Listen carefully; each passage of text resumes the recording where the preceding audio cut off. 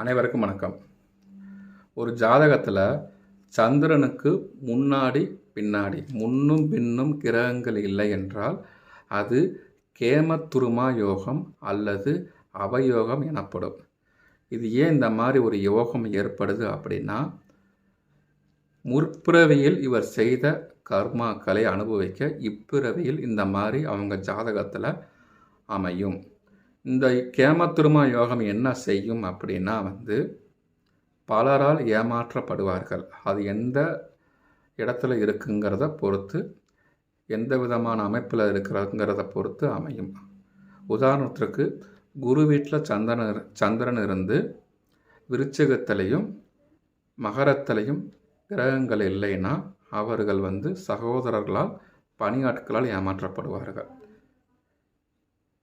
இந்த மாதிரி ஜோதிட தகவலுக்கு நமது சேனலை மறக்காமல் சப்ஸ்கிரைப் பண்ணுங்கள், லைக் பண்ணுங்கள், ஷேர் பண்ணுங்கள். நன்றி.